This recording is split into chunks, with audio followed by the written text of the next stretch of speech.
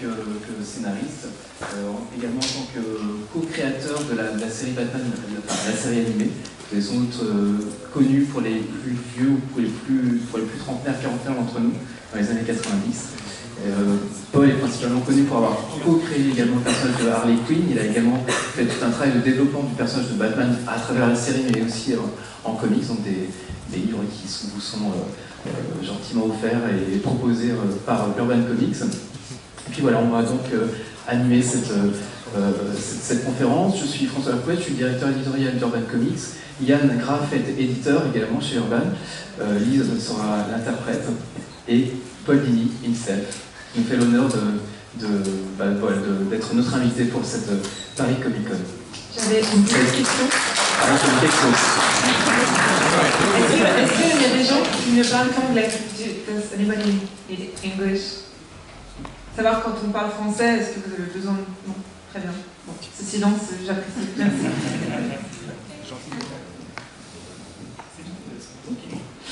On va commencer par le commencement, on va commencer par les débuts de Paul Dini dans l'animation. Il a débuté en fait sur des productions George Lucas au Skywalker Ranch, notamment sur la série Droids. Et à la fin des années 80, il commence chez Warner avec la série Tiny Toons. Et donc la première question serait de savoir en fait, est-ce qu'il était fan quand il était plus jeune des dessins animés Warner? So when you were younger, when you were a kid, were you a fan of Droids and Warner animes? Yeah, very much so. Warner Brothers cartoons were my favorites, and I watched them every chance I could get. I was a big fan of Warner Brothers and Walt Disney and early Hanna-Barbera cartoons. Whenever cartoons came on TV, I was watching them, and every chance I could get. Oui, il était très fan. Il dit que tout ce qui était Warner Bros, Disney, Hanna-Barbera dans les débuts, il regardait dès qu'il pouvait, dès qu'il avait une chance de regarder ça à la télé, il se précipitait dessus et donc il a été très fan dès son plus jeune âge. Il y a un épisode en particulier des Tiny Toons qui s'appelle Inside Plucky Duck, dans lequel, pour rappeler, Tiny Toons, c'est une version modernisée plus jeune des héros de Warner, dont Bugs Bunny et Daffy Duck. Et la version modernisée de Daffy Duck, Plucky Duck, dans un épisode, se déguise en Batman et en différentes formes de Batman.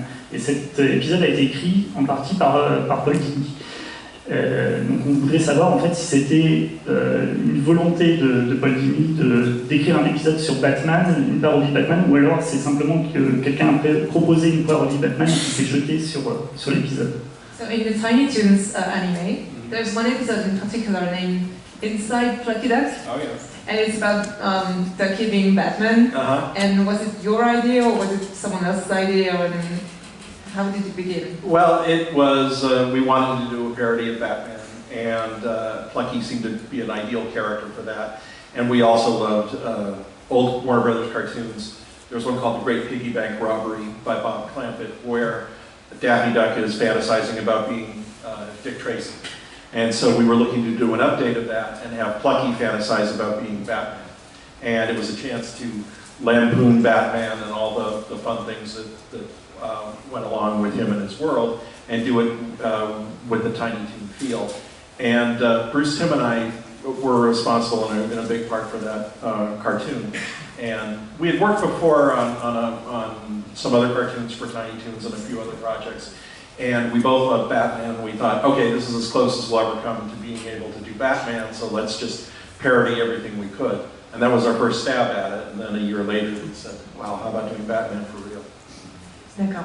Donc du coup, en fait, tout a commencé, ils se sont dit, on veut faire une parodie de Batman, puisque lui et Bruce Timm étaient très fans du personnage, et ils se sont dit, Plucky, c'est un personnage qui collerait bien à cet univers, voilà, s'il y a un des personnages des Tiny Toons qui devait porter ce costume en parodie, ce serait lui, avec qui ça irait le mieux. Et il dit que lui et Bruce Timm ont été à l'origine de ça, et ça a été leur chance de pouvoir toucher un peu à ce personnage de Batman qu'ils aimaient énormément, et puis quelques années plus tard, concrétiser ça en disant en fait on va faire une série animée aujourd'hui basée là-dessus. Mais donc voilà, c'était leur idée à la base. L'un des premiers épisodes de Batman Animated Series qui vous a fait remarquer, c'est Art of Ice, avec l'origine de Mr. Freeze. C'est la première fois en fait qu'on avait une caractérisation vraiment de Mr. Freeze et une raison en fait à son origine, et c'est ce qui vous avait fait remarquer. Et à partir de là, en fait, toute la série a développé des personnalités vraiment très précises pour les vilains. Est-ce que c'était aussi un choix de sa part? Est-ce qu'il aime en fait creuser la psychologie des vilains? So everything kind of started with Heart of Ice. Yes. But the villain's personality, and they really have like a special themselves. So everything started from this point. Was it also your idea to go deeper in the character's personality? Yes, with Mr. Freeze, he was a character that we liked a lot from the TV series. Kind of a fun character with a fun gimmick, but he didn't have a lot of character substance that we felt. Du coup, en fait, c'était un personnage qu'ils aimaient bien à la base, et puis ils se sont dit, bah, il faut qu'on creuse parce qu'il a vraiment du potentiel, donc ils sont partis sur ce personnage. But it was the beginning, so after that, every time you had a chance, you did that. Yes. Well, especially with Mr. Freeze, we felt, here's a chance to really redevelop the character, and if you've got somebody who is cold and frigid and icy, and what made him that way? And we liked the idea that he was frozen out of emotion, and that he was very, a cold personality in addition to being cold physically. And then we started thinking, well, what made him that way? And maybe he's got something still human and warm deep inside him. And that's where that came from. Okay. Du coup, il disait que particulièrement pour Mr. Freeze, par exemple, c'était très intéressant de se dire, bah voilà, c'est un personnage qui a beaucoup de potentiel. Pourquoi est-ce qu'il est devenu comme ça aujourd'hui? Vraiment, comment, quel type de personnalité il a en plus de tous ses pouvoirs et de ses capacités. Et voilà, il dit que c'est un personnage qui est aussi froid à l'intérieur que le sont ses pouvoirs. Et malgré tout, il a une facette un petit peu intéressante à creuser en dehors de ce côté très froid. Il a ce côté humain malgré tout qu'ils ont apprécié développer dans la série. Cette qualité en fait de creuser la psychologie des personnages, on l'a aussi dans Mask of the Phantasm, en fait, qui est la relecture des origines de Batman. Donc c'est Batman contre le fantôme masqué en VF, et on aimerait savoir si ça avait été aussi un choix de traiter pour le premier long métrage animé de Batman les origines de Batman, de donner leur version des origines de Batman. C'est pour Mask of the Phantasm. So in Mask of the Phantasm, there's also a psychological side of Batman, and it was like quite deep about who he is and why he's doing this. Was it also something you really wanted to do, like to go deeper also, or change the way we saw him, Batman? With Mask of the Phantasm, yes, we had a chance to do a movie about Batman, and in discussing it with Alan Burnett, our co-producer, we said, let's make this a movie really about him, and from his point of view, and dealing with him in his past, and the great love of his life that he lost. I'll finish that. Yeah. Ok. En fait, il dit qu'avec son coproducteur, du coup, ils ont bien discuté de ça, et justement pour cet animé, ils ont eu la chance de pouvoir aller plus profondément dans la psychologie de Batman et de pourquoi il est comme ça aujourd'hui, et que c'était vraiment une chance de pouvoir développer ce personnage. Et de toute façon, c'est ce qui les intéresse aussi quand ils font une série. With Batman, quite often the temptation is to tell a story around him, but not about him, because the villains are so colorful and they have colorful personalities and schemes. And there was certainly some of that in Phantasm, but Alan Burnett in particular wanted to do a story that struck at his heart. We did not want him just to be the hero solving the problem and leave him outside in the story. En fait, il dit que d'habitude, la plupart des animés ou des films, ce sont des films ou des séries animées autour de Batman, sont justement autour de lui, mais pas à propos de lui. Il dit qu'il y a beaucoup de vilains et de méchants qui ont une forte personnalité, qui ont des compétences assez extraordinaires, etc. Ce qui fait qu'on ne s'attarde pas sur lui, et que là, justement, il voulait changer dans ce film-là, et parler de lui, de ses faiblesses, de sa personnalité, et du fait qu'il a perdu l'amour de sa vie, et que du coup, voilà, ça l'a rendu comme ça aujourd'hui. Et peut-être alors pour rebondir sur Mask of the Phantasm, qui est du coup un moyen métrage qui est beaucoup plus long que les épisodes qu'on avait dans la série, comment est-ce que ce type d'épisode très très long en fait, est venu en fait est-ce que c'est une volonté de votre part ou est-ce que ça a été dicté par Warner? So it was usually like short kind of anime, but this one, Mask of Phantasm, is longer. Was it like your idea? Did you really wanted to extend this, or was it made like an order from above? It came as an order from above. The animated series had been extremely popular in a very short amount of time, and they said, we see potential in this as a theatrical feature. And you guys go ahead and create the story that you want to do, and we will release it into movie theaters because we want to step up and compete with what Disney is doing in the feature film division. Donc en fait oui, c'était un ordre venu un peu d'en haut par rapport au format donc plus long. Du coup en fait leur direction leur a dit ben voilà, vous avez carte blanche pour faire un film puisque la série marche extrêmement bien, on vous donne carte blanche pour faire un film sur ce que vous voulez à partir de cet univers là, et parce que leur but aussi à cette direction c'était de contrecarrer un peu ce que Disney faisait à cette époque-là avec les longs métrages. Et pour en revenir un petit peu sur l'écriture, l'un des personnages que vous avez sans doute préféré écrire, c'est forcément Harley Quinn, puisque c'est un petit peu votre bébé. Est-ce qu'il y a d'autres personnages comme ça qui ont recueilli un peu toutes vos faveurs quand vous deviez écrire le casting un petit peu de Batman? So one of your favorite characters is Harley Quinn, I guess. She's kind of your baby. Oui. And so we think she's your favorite, but you have other favorite that you especially like. I like them all to a great degree. It all depends on what kind of a story occurs to me, and if I get a good idea for a Poison Ivy story or a Two-Face story, those characters tend to dominate my thinking for the while I'm writing it. I also like writing stories that are very heavily about Batman and Bruce Wayne, because you can't diminish him at the cost of a colorful villain story. It's a really great cast of characters to work with, and occasionally I would create a new character and have fun experimenting with them too, like Roxy Rocket and Baby Doll and a few others that we created just for the show.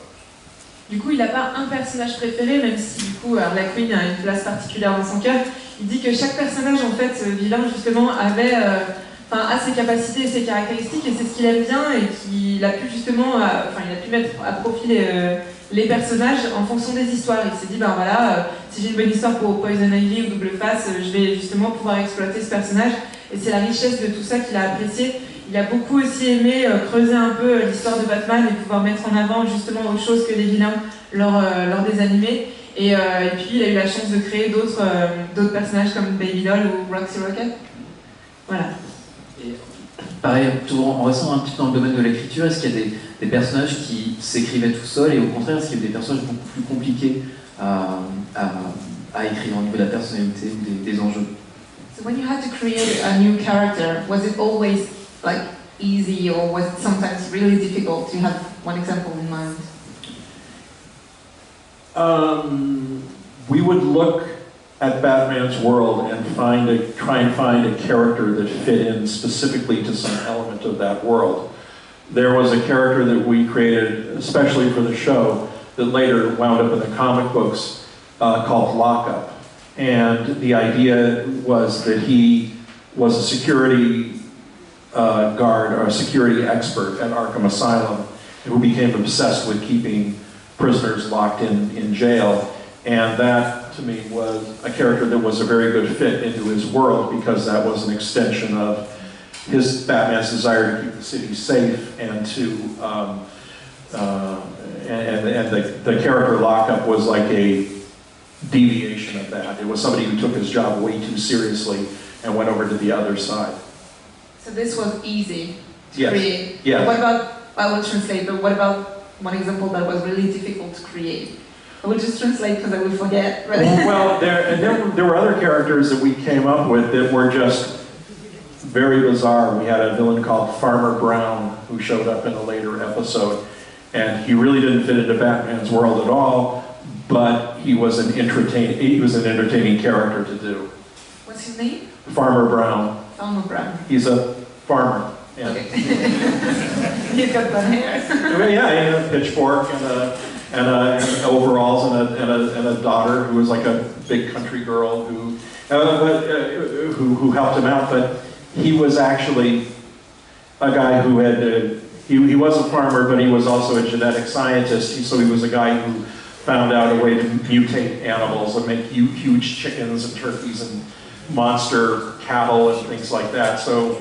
And he was fined for doing it and run out of business, so he snapped and made these mutated monsters and set them loose on Gotham City. That is a really bizarre story. It doesn't really fit in with Batman all that much, but as an animated show, as an episode, it was fun to do one time. Ok. Donc du coup, oui, il y a des personnages qui ont été plus faciles à faire que d'autres. Parce que, pas par rapport à leur personnalité, mais plus par rapport au fait qu'ils appartiennent ou pas à l'univers Batman. Donc du coup, il y a eu par exemple Lockup, qui était un des gardiens de l'asile, qui du coup avait une obsession de, voilà, il ne faut pas que ces prisonniers s'échappent, oh mon Dieu non. Et en fait, ça en est devenu une obsession au point où il est devenu un vilain à cause de ça. Et donc c'est un personnage qui était parfaitement dans l'univers de Batman et qui avait sa place plus ou moins à long terme également.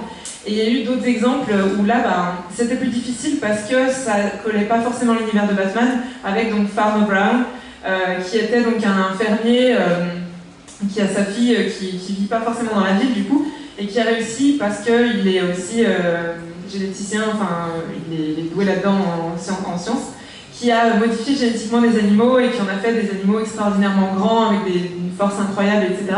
Et qui du coup les a relâchés parce qu'il a pété un plomb, il a perdu tout son argent et sa ferme, et du coup il les relâche dans Gotham, et donc ça allait très bien pour un épisode, mais c'était pas un personnage qui aurait pu durer dans le long terme, donc moins facile à créer. I also think it's worth mentioning that Farmer Brown was created by Steve Gerber, the famous comic book writer, who also created Howard the Duck and was responsible for Man-Thing and a lot of bizarre Marvel comics. So when he came to work for us, he brought over ideas like Farmer Brown. Moi, du coup, il dit que bon, c'est pas tout à fait leur faute parce que c'est pas eux qui l'ont créé, c'est un autre et quoi, scénariste ou Scénariste, c'est Steve Gerber. D'accord. Steve Gerber qui a créé donc Howard le Canard et Man-Thing et plein d'autres personnages assez bizarres. Un peu bizarre. Vous avez créé Harley Quinn. Est-ce que vous pouvez raconter en fait comment vous est venue l'idée d'Harley Quinn et comment est-ce qu'elle s'est développée en fait au fur et à mesure, parce qu'au départ elle était juste figurante dans un épisode animé. So about Harley Quinn, how did you create this character? And she was not supposed to stay alone at first. She was just supposed to stay once, and then why did she stay? Harley Quinn was created because I needed the Joker to have some hench people in an episode. I usually would give him, one or two assistants and, henchmen. And I thought, what about a female hench person in an episode? And I was trying to come up with a character for her, and I just didn't want her to be a tough person or somebody else with a gun. And I thought, what if she's actually kind of funny and has this sort of innocent but manic quality to her? And I was sort of inspired by the malls and henchwomen in the 1960s Batman shows. Sometimes you'd have the Riddler or the Joker or King Tut who would have a girl assistant. And I thought, let's do our version of that and let's make her a bit of a personality.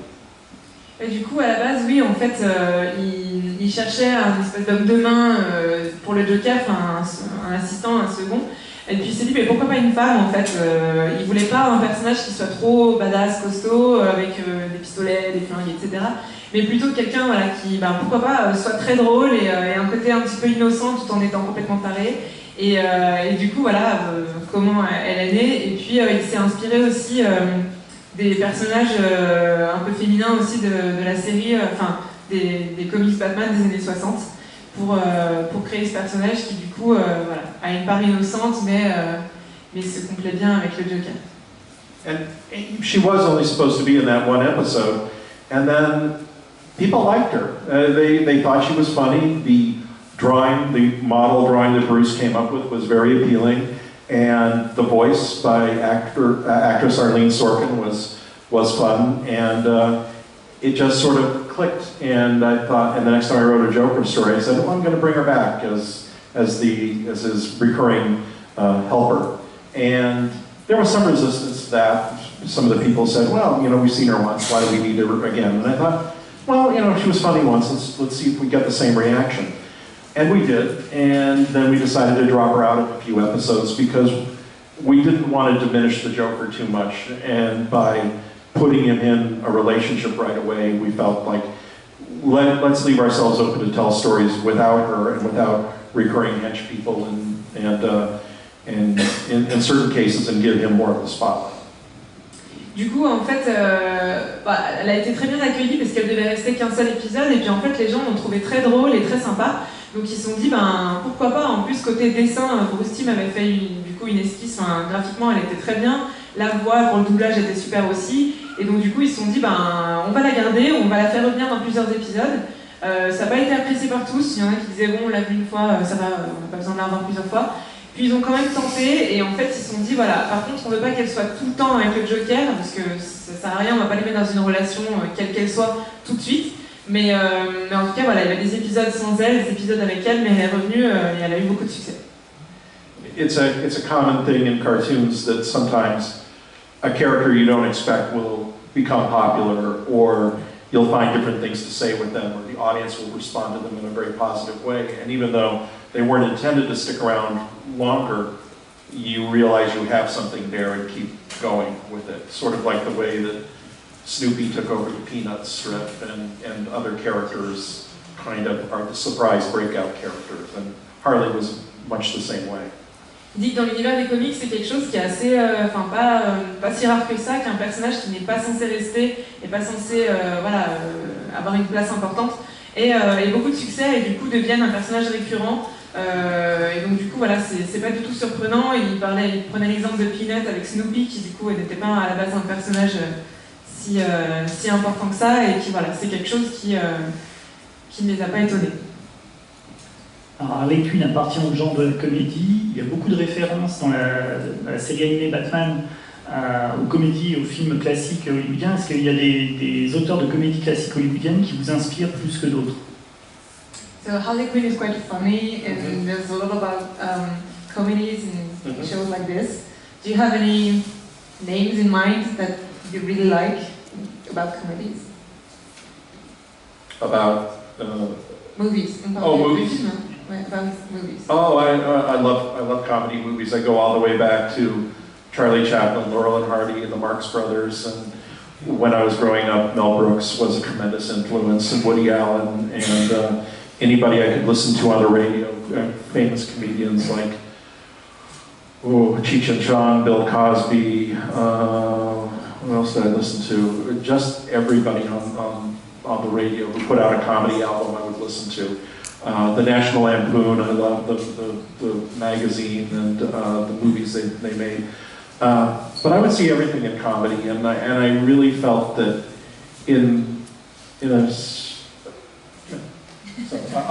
that's a two-part, so I'll go on and say. Donc oui, c'est un grand fan de comédie. En fait, dès qu'il a la chance et l'opportunité d'écouter ou de regarder quelque chose, il le fait, ou même de lire. Il disait que depuis toujours, il aime encore aujourd'hui même les grands classiques de Charlie Chaplin, Laurel et Hardy, les Marx Brothers, des trucs comme ça. Et aussi, il a eu une grande période Mel Brooks, pour ceux qui connaissent, qui est un humour un peu absurde aussi sympa. Et voilà, c'est quelque chose qui lui plaît beaucoup. À la radio aussi, il parlait de Bill Cosby. Cosby, Cheech et Chong, voilà.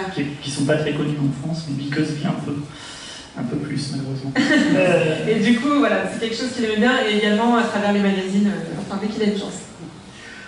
In terms of Batman, I always felt that humor worked very well to alleviate some of the darkness in his world. That when you're writing a half-hour episode and you're dealing with very heavy themes, and sometimes it can get scary or violent, humor mitigates that in some way, and it gives you a moment to sort of lighten up before you go back to the heavy action. So that's why I enjoyed bringing in characters like Harley Quinn or even Robin, some of the episodes, because he would lighten things up. Et il dit que pour lui c'était extrêmement important d'apporter de la comédie dans tout cet univers très sombre de Batman et qui des fois peut être assez violent. Et du coup ces personnages-là comme Robin ou Harley Quinn par exemple apportaient des petits moments de soulagement parmi toute cette noirceur et ce côté un petit peu violent de la série. Et que c'était très important pour lui qu'il y ait ça dans cette série. Et donc, pour essayer d'enregistrer de la comédie, c'est aussi quelque chose que vous avez apporté en bande dessinée quand vous avez raconté les origines en fait de Harley Quinn dans Mad Love. Comment est-ce que ce projet en fait est né? So what about Mad Love? How did you think about this? How did you create it? Mad Love came about sort of as an invitation from DC Comics. The people we were working with at DC at that time, which included Paul Levitz and Denny O'Neil, who was in charge of the Batman books, they really liked the animated series an awful lot. And Alan Burnett and Bruce Timm and myself had a very easy rapport with them. Whenever they needed something pertaining to the show, they would call us up and we would work together. They were very good collaborators. En fait, c'est venu de DC pour Mad Love. En fait, ils les ont contactés en leur disant on aimerait bien développer ce côté-là puisque ça a bien plu. Et du coup, par contre, je m'excuse pour les noms parce que je ne me souviens pas de tous. Je ne sais pas si vous pouviez les citer. Je sais qu'il y a Bruce Timm évidemment, Daniel Neal aussi. Il y a Janet Kahn, Denny O'Neil qui était à l'époque le Oh oui, Janet. Yeah. Janet Kahn, Denny O'Neil et Paul Levitz. Ouais. Merci. Ah oui, Paul Levitz. D'accord. Qui du coup ont tous collaboré pour créer ce projet et DC n'hésite pas quand ils ont des opportunités comme ça à faire appel à eux pour développer de nouveaux projets assez sympas et originaux. So DC was doing a Batman Adventures comic book at that time, and they extended the invitation to us and they said, by all means, if you ever want to do something for the book, let us know and we'd be happy to, if you want to write a special story for us. So Bruce and I were talking about it and we said, okay, let's do something. And we went to lunch one day and we both were thinking about Harley and we said, well, what about an origin of Harley Quinn?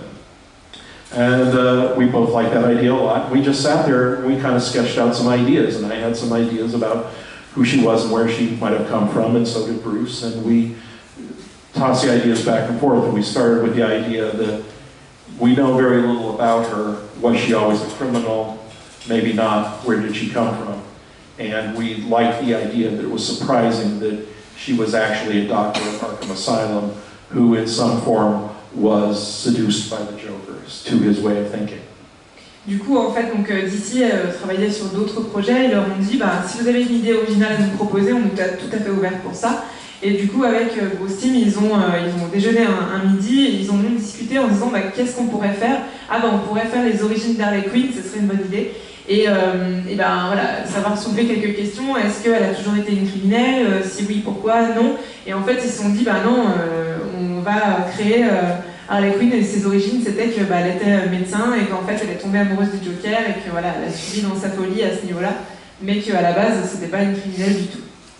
One of the other ideas that we added in there was, when we were talking about it, was an idea that occasionally you will hear stories about a criminal in prison who gets letters of affection from somebody on the outside, a stranger who doesn't even know them. And it has happened that, women and presumably men have fallen in love with somebody in prison that they see something in. And that idea was very appealing to me, like somebody who would gravitate to the Joker and say, that is the special person in my life. Why would they think that? What would be the thought process where they would select this insane killer as their special person? And we thought, let's give some of that to Harley, and that she has this fixation on it. En fait, ils se sont inspirés du fait qu'il y a beaucoup de prisonniers qui reçoivent des lettres d'amour d'inconnus, qui n'ont donc jamais croisé, de ces personnes qui leur vouent un amour et une dévotion alors qu'ils ne se sont jamais vus, complètement étranger, et ils se sont dit, bah voilà, on va donner ça à Harley Quinn, on va lui donner ce côté, elle est complètement amoureuse de quelqu'un qu'elle ne connaît pas, et qui en plus a fait des choses mauvaises, du coup, et fait toujours des choses mauvaises. Et donc voilà, ils se sont inspirés de cette réalité.